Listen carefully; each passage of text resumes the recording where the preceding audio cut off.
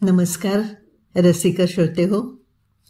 कथा अभिवाचनाला खूप छान छान अभिप्राय येत आहेत. चिंतामणी सहस्रबुद्धे म्हणतायत, आपल्या प्रभावी कथावाचनामुळे वाचन संस्कृती आणि श्रवण संस्कृती दोन्हीही समृद्ध होत आहेत. चिंतामणीजी, खरंच मराठी पुन्हा भरजरी व्हावी हीच आपली सगळ्यांची इच्छा आहे, नाही का? धन्यवाद आपल्या अभिप्रायाबद्दल. विनोद काराळे म्हणतायत, छान कथांची निवड करता, त्यात अभिवाचन खूपच अप्रतिम, त्यामुळे ऐकण्यास दुग्ध शर्करा योग जुळून येतो. विनोद काराळेजी, तुमच्यासारख्यांचा सुंदर अभिप्राय माझ्यासाठी त्या दुग्ध शर्करेत केशराची काडी ठरतोय. धन्यवाद. मेधा देवस्थळी, विनोद काराळे, आणखीन काही जण कादंबरी वाचन करा म्हणून सांगतायत.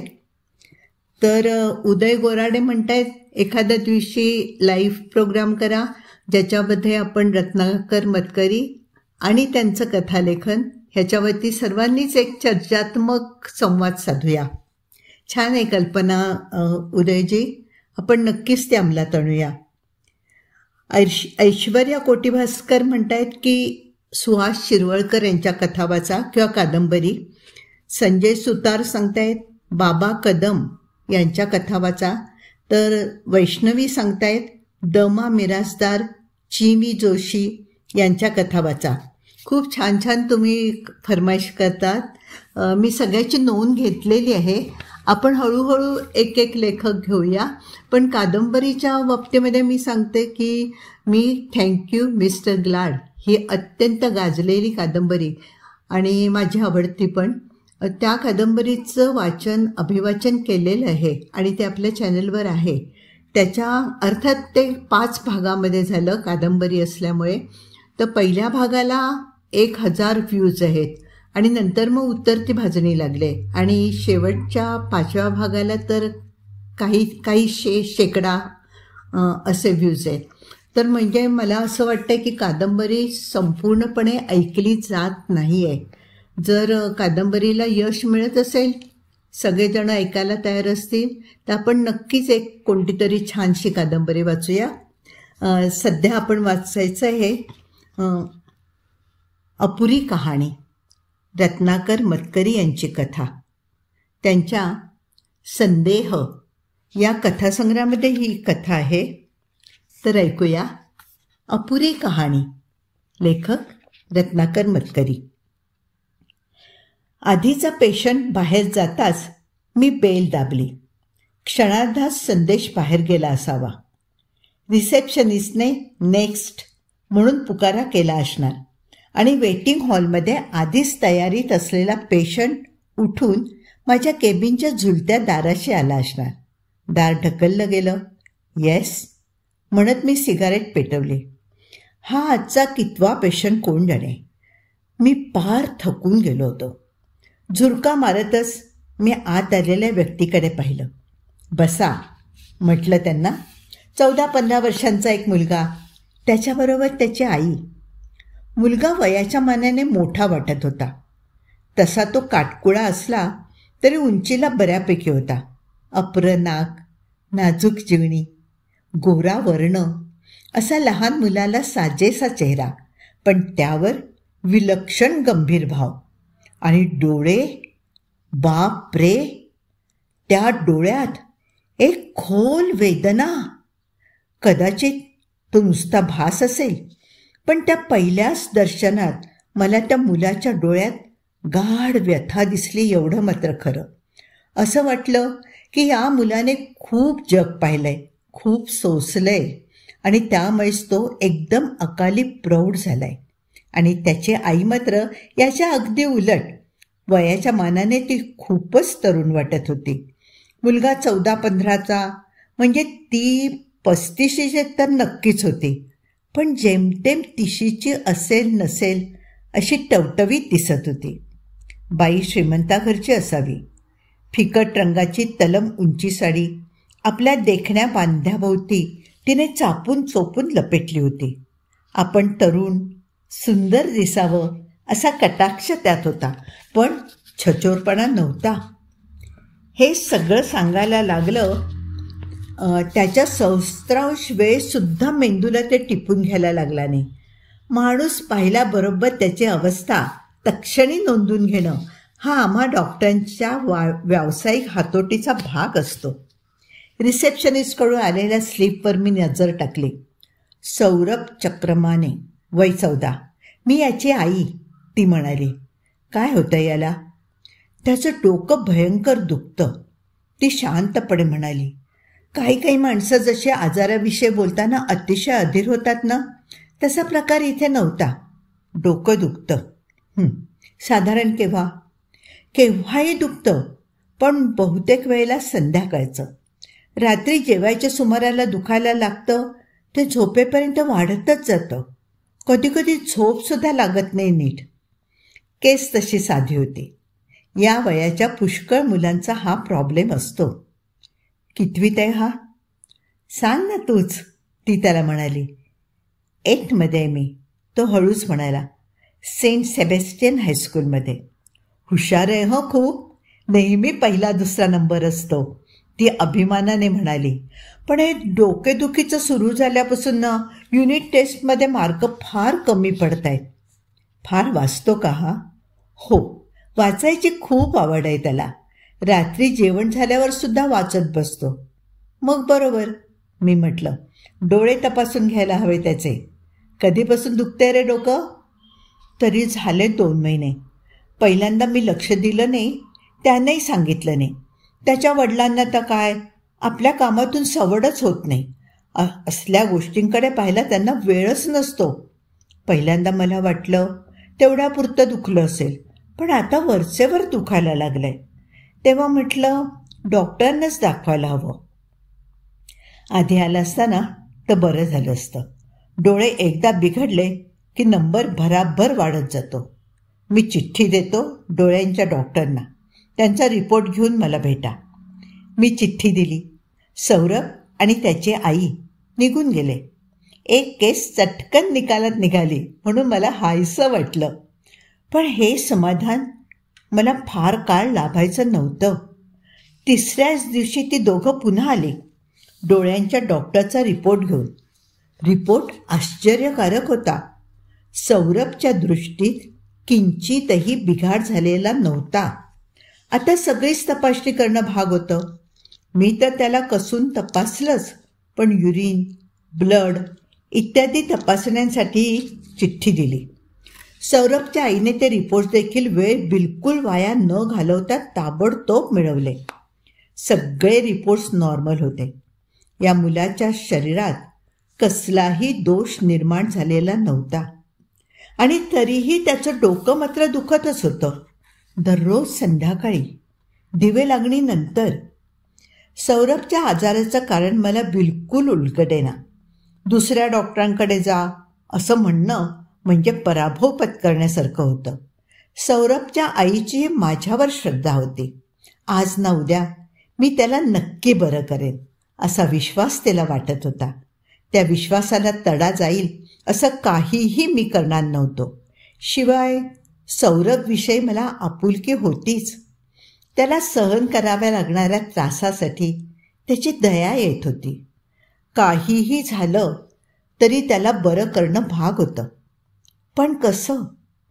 त्याच्यावर उपचार करायचे म्हणजे आधी त्याच्या आजाराचं कारण तर ठाऊक हवं. शारीरिक कारण तर काही दिसत नव्हतं. अशा वेळी आजाराचं मूळ मानसिक असण्याचा देखील संभव असतो. मी सौरभची तपशीलवार माहिती मिळवायचं ठरवलं. त्यानंतर एके दिवशी सौरभची आई अगदी रडकुंडीला येऊन मला भेटली. सौरभची 6वी परीक्षा बुडाली, ती म्हणाली. तो जाऊच शकला नाही परीक्षेला. डोक्यातून ठणाठणा कळा येत आहेत असं म्हणाला आणि नुसता निजून राहिला, दिवसभर डोकं धरून. डॉक्टर, एवढा पहिल्या नंबरचा हा मुलगा, आज नुसती परीक्षा बुडाली, पण या डोकेदुखीतनं भलताच कसला आजार निघाला तर तर तो तो कायमचा. गळ्याशी हुंदका दाटून आल्याने ती बोलायची थांबली. तसं काही व्हायचं नाही वयात येताना पुष्कळदा असल्या चमत्कारिक खोडी शरीराला लागतात, नंतर त्या बऱ्याही होतात. घाबरू नका तुम्ही. पण एखाद्या ब्रेन स्पेशालिस्टला दाखवलत ना तर बरं होईल. नाही डॉक्टर, सौरभच्या मेंदूला काहीही झालेलं नाही, ती काकुळतीला येऊन म्हणाली. त्याचं बोलणं चालणं अगदी व्यवस्थित आहे. बरं वाटत असेल तेवढा वेळ पुस्तकंसुद्धा वाचत असतो तो. ब्रेन स्पेशालिस्टला दाखवायचं म्हणजे त्याच्यावर डोक्यात बिघाड झाल्याचा शिक्का मारण्यासारखं आहे. मी तिचा गैरसमज दूर करण्याचा खूप प्रयत्न केला, पण तिची समजूत पटेच ना. मी मग तो नादच सोडून दिला. ती थोडीशी शांत झाल्यावर मी सौरभची अधिक माहिती विचारून घेतली. सौरभचे वडील अतिशय यशस्वी कंत्राटदार होते.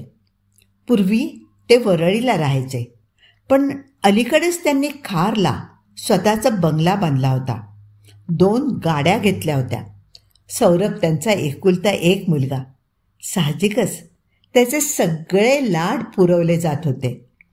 तोही त्या लाडांनी बिघडणाऱ्यातला मुलगा नव्हता. अतिशय नम्र, शांत स्वभावाचा. शाळा, अभ्यास, खेळ, वाचन यात रमून गेलेला मुलगा होता तो. त्याला आवडतील त्या गोष्टी करण्याचं स्वातंत्र्य त्याला आईवडिलांनी दिलेलं होतं आणि त्या स्वातंत्र्याचा दुरुपयोग करणं सौरभच्या स्वभावात नव्हतं. सौरभच्या घरात आणि स्वभावात जर नाव ठेवायला जागाच नसेल तर त्याच्या डोकेदुखीला मानसिक कारण कुठून असणार. काही वेळ मी चक्रावलो. मग एकदम मनात विचार आला, या बाईने सांगितलं ते सांगता येण्याजोगं होतं, पण न सांगता येण्यासारखं एखादं कारण असलं तर समजा सौरभच्या आईवडिलांचं एकमेकांशी पटत नसलं तर ती बाई हे आपणहून थोडंच सांगणार आहे. मी सौरभच्या घरी जाऊन प्रत्यक्षच पाहायचं ठरवलं. लवकरच तशी संधी मला मिळाली. सौरभच्या वाढदिवसाचं निमंत्रण. मी त्या दिवशी व्हिजिट्स जरा लवकर आटोपत्या घेतल्या आणि सौरभच्या घरी गेलो. वाढदिवसाचा थाट पाहण्यासारखा होता. सौरभला 15 पूर्ण होऊन 16वं लागलं होतं, म्हणून 15 समयांची आरास केली होती. जेवणात लहान मोठे 15 जिन्नस केले होते. सौरभचे सगळे मित्र आणि मैत्रिणी आल्या होत्या. पाश्चात्य संगीताच्या रेकॉर्ड्स लावून सगळ्यांचा धांगडधिंगा चालला होता. मोठी माणसं 4-5च होती. सौरभची आई गडद रंगाचा शालू नेसून मिरवत होती. मी हॉलमध्ये पोहोचल्यास तिने माझं स्वागत केलं. मला सोफ्यावर बसवलं आणि ती लगबगीने एका गृहस्थाला घेऊन आली. हे सौरभचे वडील. तिने माझी ओळख करून दिली. गृहस्थ साधारण 50शीकडे झुकलेला होता. त्याचं वय चांगलंच दिसत होतं. टक्कल पडायला लागलं होतं. उरलेले केसही रुपेरी व्हायला लागले होते. तरीही माणूस एकूण रुबाबदार दिसत होता. रोज यांची कामं. घरी आले तरी फोन करत बसतात. मग घराकडे कोण बघणार? सौरभची आई कौतुकाने म्हणाली. वेल, तिच्या खांद्यावर हात ठेवीत सौरभचे वडील म्हणाले, ही घर इतकं सुरेख चालवते की मला काही बघावंच लागत नाही. पण आज मी म्हटलं, नथिंग डुईंग. एकुलत्या एका मुलाच्या वाढदिवसासाठी तरी तुम्ही वेळ काढलाच पाहिजे. हिचा हुकूमच झाला. मग काय करणार? सौरभचे वडील हसत हसत म्हणाले, सगळी कामं खुंटाळायला लावली आणि निघून आलो. बराच वेळ ती दोघं याच पद्धतीने बोलत होती, सतत एकमेकांचा उल्लेख करत. त्या बोलण्यात दोघांची विलक्षण मानसिक जवळीक दिसत होती. शारीरिक जवळीक तर मी प्रत्यक्षच पाहत होतो. त्यांचे हात तिच्या खांद्यावर होते आणि तिचे हात त्यांच्या दंडावर. बोलता बोलता दोघं एकमेकांकडे पाहात, तेही एकमेकांच्या डोळ्यात बघावं तसं. क्षणभर आजूबाजूच्यांना विसरून जाऊन. मुलगा 15 वर्षांचा झाला. तरीही एकमेकांविषयी त्यांना इतकी आसक्ती वाटत होती, हे थोडं आश्चर्यकारक होतं. या दोघांचा आपापसात पटत नसेल आणि त्याचा सौरभवर परिणाम होत असेल असं आपल्या मनात आलं याची सुद्धा मला लाज वाटली. त्या दोघांचं एकमेकांवर तर प्रेम होतंच, पण आपल्या एकुलत्या एक मुलाचंही त्यांना किती कौतुक होतं हे त्या वाढदिवसाच्या थाटामाटावरून कळतच होतं. सौरभच्या डोकेदुखीचं कारण जिथे कदाचित सापडू शकेल अशी एकच जागा आता शिल्लक राहिली होती. दुसऱ्या दिवशी दुपारी 12 वाजेपर्यंत मी काम केलं आणि सेंट सेबॅस्टियन हायस्कूलकडे मोर्चा वळवला. श्रीमंतांच्या मुलांचं हे हायस्कूल मोठं कडक शिस्तीचं म्हणून प्रख्यात होतं. पांढऱ्या शुभ्र रंगाची 3 मजली इमारत, खाली पोच, मागच्या बाजूला हिरवळ. शाळेचा प्रशस्तपणा पाहूनच माणूस दबल्यासारखा होई. दुपारी 12:30 वाजता शाळा चालू असूनही तो निर्मनुष्य वाटेल अशी शांतता शाळेत होती.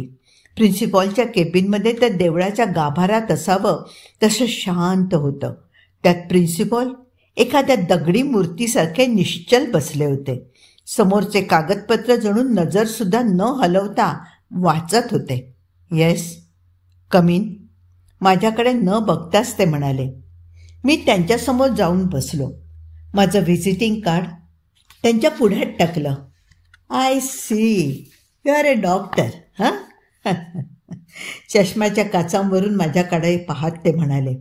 त्यांनी असं दुड्डाचार्यासारखं माझं कौतुक केल्याप्रमाणे विचारावं हे मला नाही आवडलं. माझ्या एका पेशंटच्या संबंधात मी आलो होतो. तुमच्याकडे 8th स्टँडर्डमध्ये तो शिकतो, सौरभ चक्रमाने. प्रिन्सिपॉल साहेब काहीच बोलले नाही. त्यांनी फक्त बेल वाजवली. त्याबरोबर चपराशी आत आला. मिस फर्नांडिसना बोलव. चपराशी गेला. 5च मिनिटात फिक्कट बिनकाठाची साडी नेसलेली आणि केस डोक्यापर्यंत कापलेली स्मार्ट मिस फर्नांडिस आत आली. या त्याच्या वर्गाच्या क्लास टीचर. मिस फर्नांडिसची मला ओळख करून दिल्यावर तिच्याकडे वळून प्रिन्सिपॉल म्हणाले, यांना आपल्या एका स्टुडंटची थोडी इन्फॉर्मेशन हवी आहे. You can give it to him. Saurabh is a very good student. टर्मिनलला तो बसू शकला नाही, पुअर सोल. पण एरवी तो अभ्यासात फार चांगला आहे. वर्तणूकही फार चांगली असते त्याची. होमवर्क, क्लासवर्क अगदी रेग्युलर असतं. मित्रही बरेच आहेत त्याला शाळेत. एवढं पुरे मला वाटतं तुम्हाला. मिस फर्नांडिसला मध्येच थांबवत प्रिन्सिपॉल साहेब म्हणाले. त्यांचं हे थांबवणं मला फारसं रुचलं नाही. Thank you, good day. मी त्यांचा निरोप घेतला आणि बाहेर पडलो. चला, या मुलाला इतर कसला त्रास असेल ही कल्पनाच आपण डोक्यातून काढून टाकली पाहिजे. घर, शाळा दोन्हीकडे त्याच्या भोवती आदर्श वातावरण आहे. तोही सर्वांचा आवडता आहे. मग त्रास कसला असेल बरं? अडचण कसली? छे, त्याच्या डोकेदुखीचं कारण शारीरिकच असलं पाहिजे. असा विचार करत मी शाळेच्या पायऱ्यांपर्यंत आलो. इतक्यात पाठीमागे उंच टाचा वाजला. Excuse me, 1 second. Miss Fernandes मला बोलवत होती. मला तुम्हाला काही सांगायचं आहे असं म्हणत तिने मला पाठीमागून येण्याची खूण केली. एक जिना चढून ती टीचर्स रूममध्ये गेली. क्षणभर दारातच थपकून तिने मी मागोमाग येत असल्याची खात्री करून घेतली. मग झुलतं दार ढकलून ती आत गेली.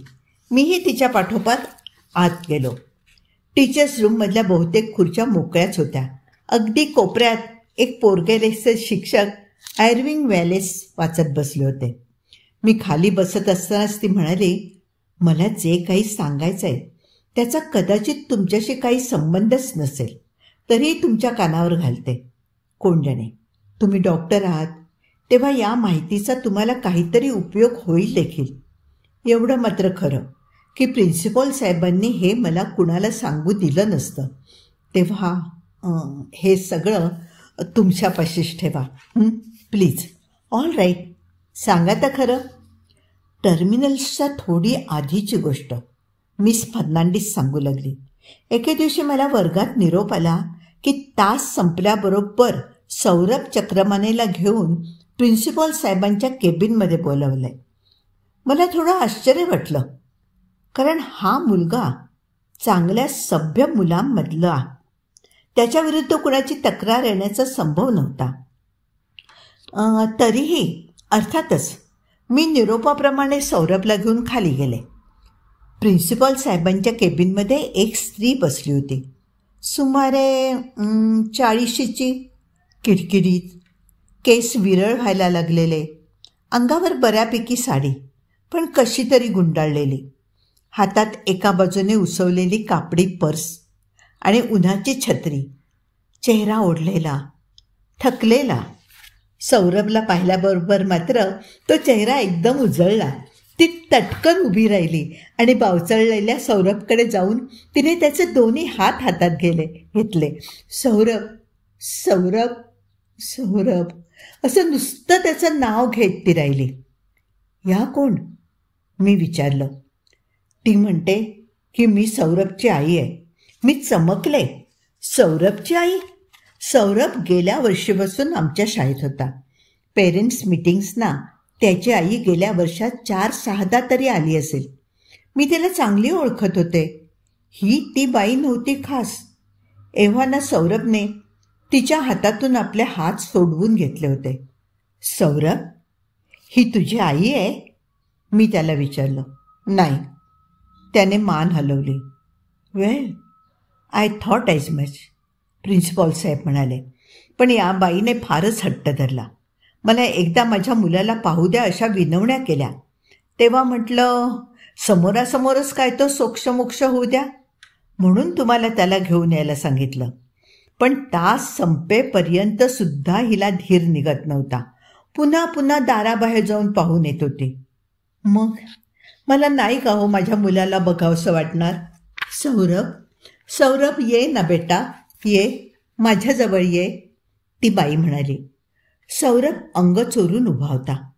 त्या बाईच्या वागण्याचा त्याला उघडच अतिशय त्रास होत होता. त्याचा चेहरा आतून पिळवटल्यासारखा झाला होता. दात ओठांवर रोवलेले होते. त्या मुलाचा शांत, गोड चेहरा कधी इतका त्रासिक दिसू शकेल याची मी कल्पनाच केली नव्हती. मला तो बघवेना. Well sir, can I take him to his class? Yes, by all means, principal म्हणाले. इथे त्याला काहीच करण्यासारखं नाही. या बाईला देखील आता जायला काही हरकत नाही आहे. मी सौरभला घेऊन निघाले. प्रिन्सिपॉल साहेबांचे शब्द माझ्या कानावर पडत होते.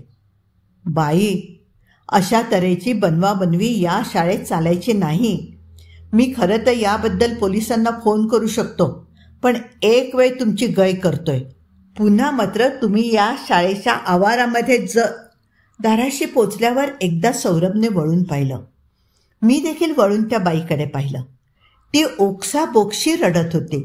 रडता रडता म्हणत होती, तो माझा मुलगा आहे हो प्रिन्सिपॉल साहेब. खरंच खरंच मी त्याची आई आहे. मी त्याची आई आहे. या प्रसंगानंतर 3ऱ्या दिवशीची गोष्ट मिस फर्नांडिस मला सांगत होती. मी प्रिन्सिपॉल साहेबांच्या केबिनमध्ये बसले होते. गॅदरिंगचे आयटेम्स फायनलाइज करण्याचं काम आम्ही करत होतो. एवढ्यात चपराशी आत येऊन म्हणाला, मिसेस चक्रमाने आल्या आहेत. त्याच्या पाठोपाठ सौरभची आई आत आली. Please excuse me for disturbing you, ती तिच्या नेहमीच्या शांत स्वरात म्हणाली. माझं फक्त 5च मिनटं काम आहे. बसा बसा. तिच्या स्वरातल्या आर्जवाने आमचे करडे प्रिन्सिपॉल साहेबसुद्धा मृदू झाले होते. What can I do for you? मला परवाचा प्रकार कळला. सौरभनेच सांगितला. Oh, don't let that worry you. मी त्या बाईला चांगली ताकीद दिली आहे. पुढच्या वेळेला ती आली तर पोलिसात तशी मला खात्री होतीच. किंचित स्मित करीत मिसेस चक्रमाने म्हणाल्या, तुमच्यासारख्या जबाबदार शाळांचा हाच तर मोठा फायदा असतो. तुमच्याकडे मुलं सुरक्षित असतात. One feels absolutely secure. Principal साहेबांनी मिसेस चक्रमाने नको नको म्हणत असतानाही थम्सअपची ऑर्डर दिली. एका परीने चूक आमची आहे, मिसेस चक्रमाने म्हणाल्या. त्या बाईची माहिती मी तुम्हाला आधी द्यायला हवी होती. बिचारी वेडी आहे.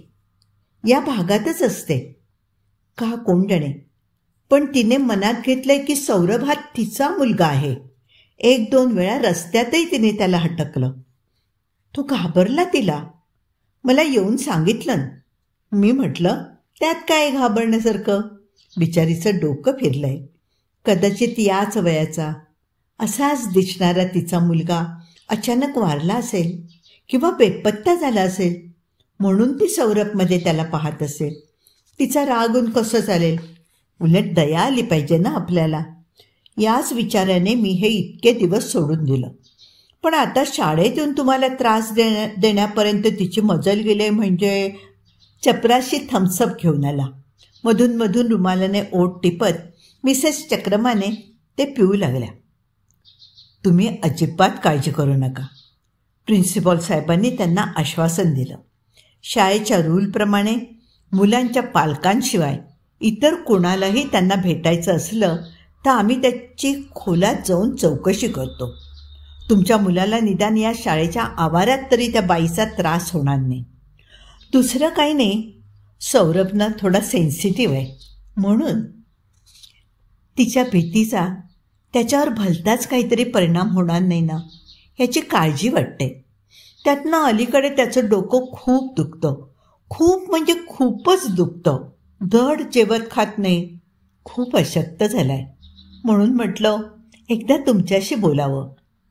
सौरभ शाळेमध्ये पुरता सुरक्षित आहे याची पुन्हा पुन्हा खात्री करून आणि आम्हा दोघांचे आभार मानून मिसेस चक्रमाने निघून गेला.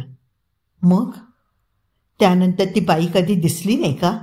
मी विचारलं. सांगते ना, या प्रकारानंतर 2 दिवसांनीच टर्मिनल सुरू होत होती. पण सौरभ परीक्षेला बसू शकला नाही. मला वाटतं तुम्हीच त्याचं मेडिकल सर्टिफिकेट दिलंय. राईट. परीक्षा चालू असतानाची गोष्ट. मी शाळेतून घरी परत चालले होते. शाळेच्या कोपऱ्यावर मला अचानक तीच बाई दिसली.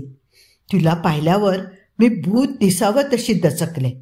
माझ्या जागी सौरभ असता तर तिला पाहिल्यावर त्याच्या जीवाचं कसं पाणी पाणी झालं असतं असा विचार माझ्या डोक्यात आला.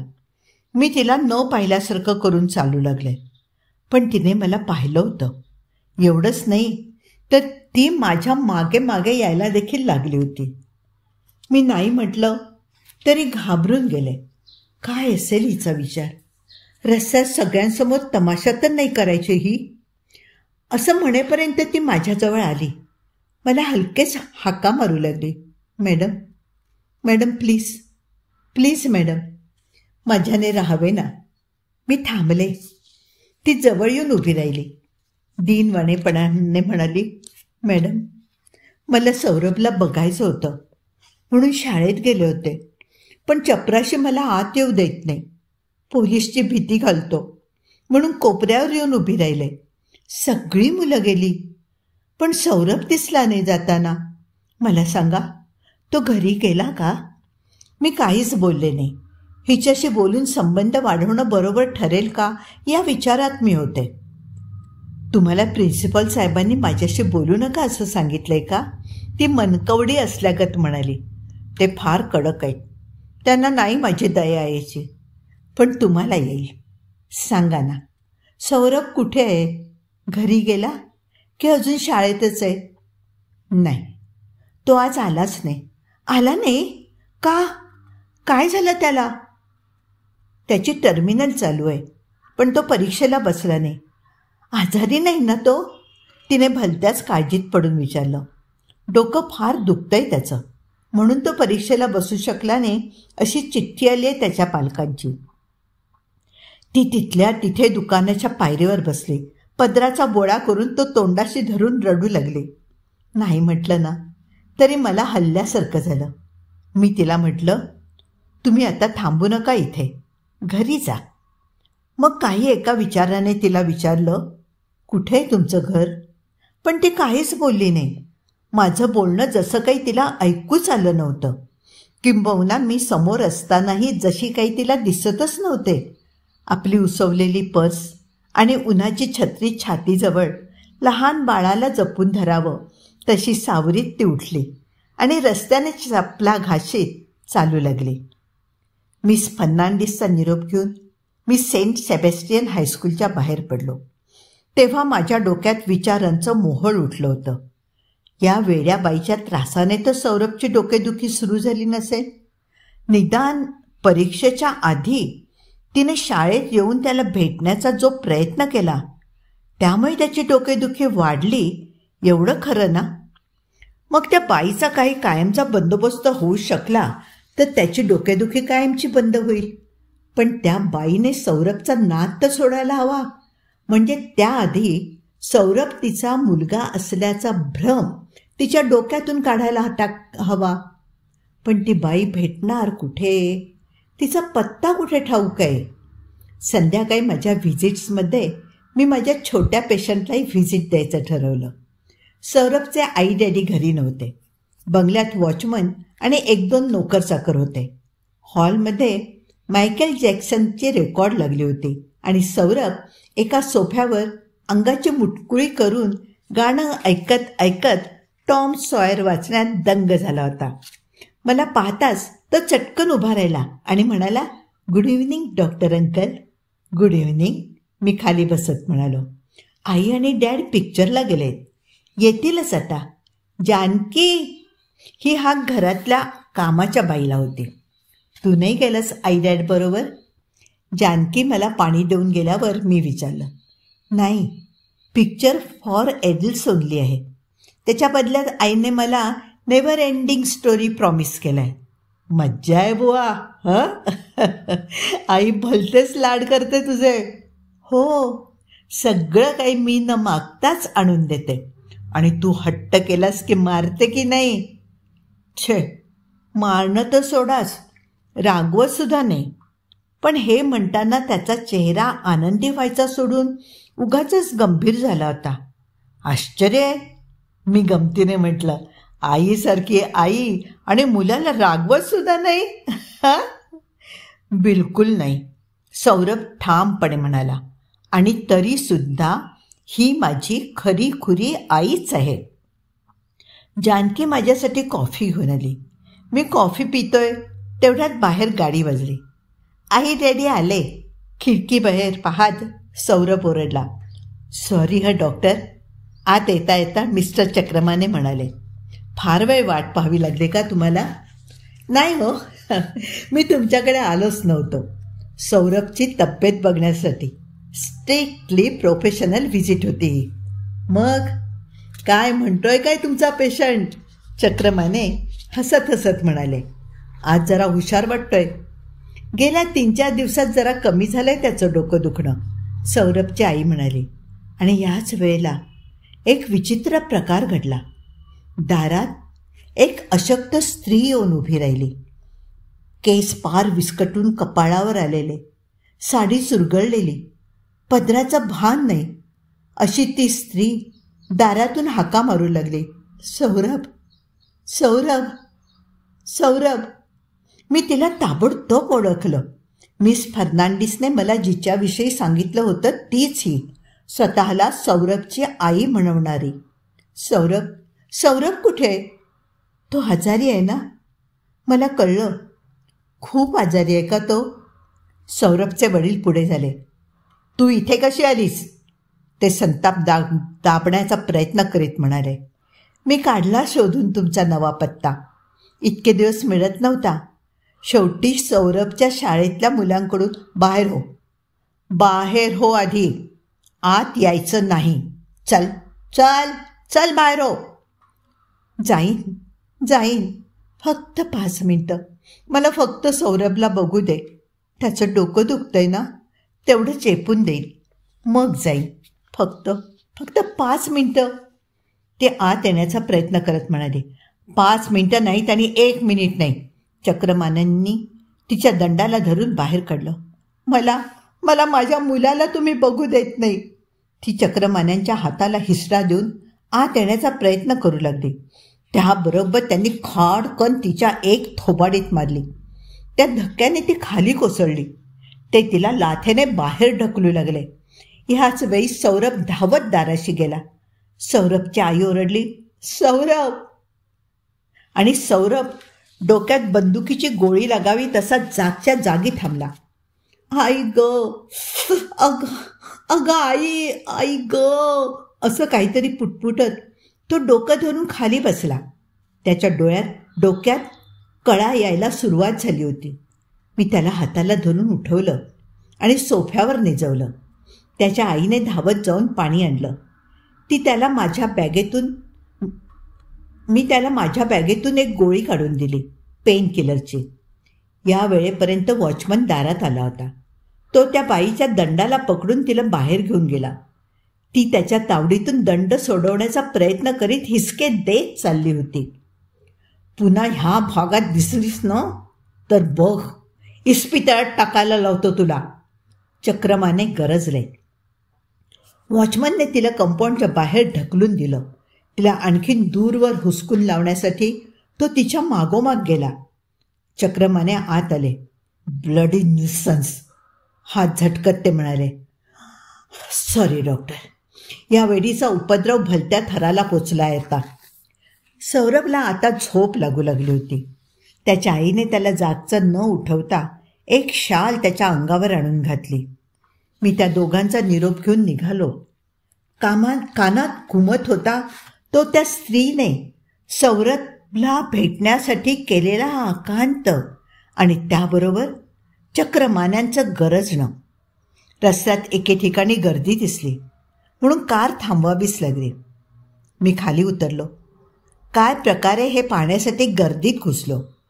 मघाची स्त्री एका बंद दुकानाच्या पायरीवर बसून हंबरडा फोडून रडत होती. रडता रडता मध्येच विव्हळल्यासारख्या आवाजात शिव्या देत होती. कधी कधी भलं व्हायचं नाही. माझ्या पोराला माझ्यापासून तोडलं, हां, पाप लागेल तुम्हाला. बंगल्यात राहतात, हां, जळून जाईल बंगला, जळून जाईल, असं काही बाई ती ओरडत होती. आजूबाजूचे फेरीवाले तिची थट्टा मस्करी करत होते. पोरं टोरं हसत होती. ती त्या जमावालाही काहीतरी सांगण्याचा प्रयत्न करत होती, पण जमाव तिच्या शब्दाला हसत होता. तिची टर उडवत होता, नक्कल करत होता. मला काय वाटलं कोण जाणे. मी गर्दीत शिरून त्या बाईपर्यंत गेलो. तिला म्हटलं, बाई, तुम्हाला सौरभला भेटायचंय ना, चला माझ्याबरोबर. साब, ये पागल है पागल, गर्दीतून एक जण ओरडला. अरे चलती होगी उसको पागल भी, दुसरा म्हणाला. सगळे फिदी हसले. मी तिच्या दंडाला धरलं. जास्त काही न बोलता तिला गाडीत मागच्या बाजूला बसवलं. ती इतकी थकली होती की तिने सीटवर लगेचच अंग टाकलं. मी तिला घेऊन सरळ नर्सिंग होममध्ये गेलो. नर्सला सांगितलं, हिला ॲडमिट करून घ्या, हिचे कपडे बदला, अंग स्पंज करा, काहीतरी गरम प्यायला द्या आणि मग हिचा मेडिकल रिपोर्ट तयार करा.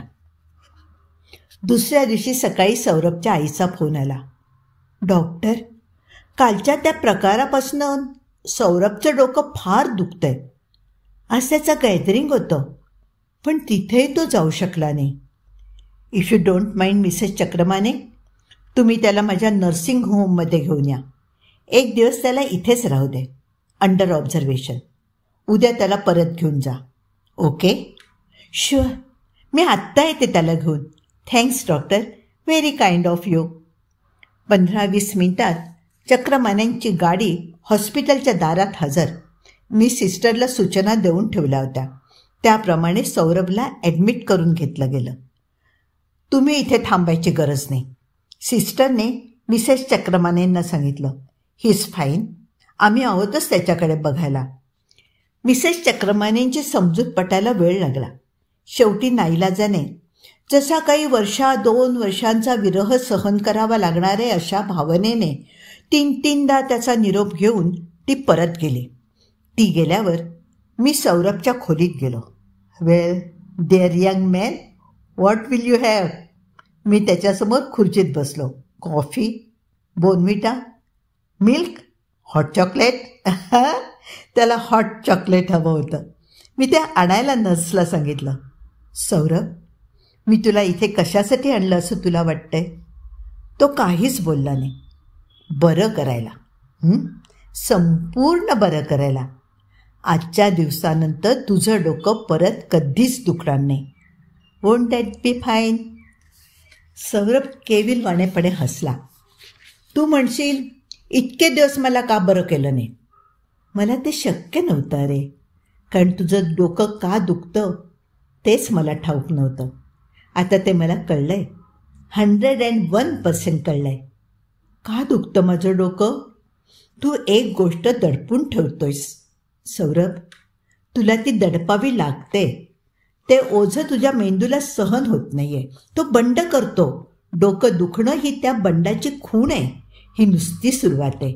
तू जर ती गोष्ट अशीच दडपत राहिलास ना तर मला माहिती नाही पुढे आणखीन कसले कसले आजार. पण काय दडपतोय मी? किंचित कावराबावरा होत सौरभ म्हणाला. चल चल माझ्याबरोबर. मी त्याला 2 रूम सोडून पलीकडे असलेल्या रूममध्ये घेऊन गेलो. तिथे ती होती, गाढ झोपली होती. सौरभ तिच्याकडे पाहत राहिला. तिला इथे का आणलंय? काय झालंय तिला? ती मरणार आहे ध्यास घेऊन. तिच्या मुलाने तिला ओळखलं नाही तर. पण मी तिचा मुलगा नाही आहे. मला इथे का आणलं मला इथे? त्याच्या डोळ्यात भीतीची छाया दिसायला लागली. ती मरणार आहे. खरंच ती मरणार आहे. बोलता बोलता तो तिच्या बिछाण्याच्या जवळ, अगदी जवळ पोचला होता. कपाळाला हात लाव तिच्या. बघ ताप आहे का ते? त्याने हात पुढे केला. लगेच मागे घेतला. थांबलास का? हात लाव तिच्या कपाळाला. त्याने तिच्या कपाळावर हात ठेवला. अगदी हलकेच तिच्या डोक्याशी नेला. तिचे केस मागे सरले. ही कोण आहे? मी त्याला हळूच विचारलं. ही माझी आई नाही आहे. ही माझी आई नाही. ही माझी आई ग. तो तिला मिठी मारून ढसा रडू लागला. अर्धवट गुंगीत सुद्धा त्याचा स्पर्श तिला कळला असावा. तिने डोळे उघडले, ओठ पुटपुटले. सौरभ, डॉक्टर अंकल, तुम्ही मगा म्हणालात. नाही रे, ती मरणार नाही. मी तुला मुद्दाम तसं सांगितलं. तुम्ही वाचवाल तिला? मी नाही, तूच तिला वाचवशील. तू तिला आई म्हटलंस. कधीमधी भेटत राहिलास तर ती सावरेल. तिच्या डोक्यावर परिणाम झाला आहे तो कमी होईल. ती बरी होईल. बघ, तिला वाचवणं आता तुझ्या हातात आहे. सौरभ एकदम रडू लागला. मी वाईट आहे डॉक्टर अंकल, मी वाईट आहे. ती माझी आई असून मी तिला ओळख दाखवत नाही. मी खूप वाईट आहे. तू वाईट नाहीस सौरभ, मी त्याला जवळ घेऊन म्हटलं.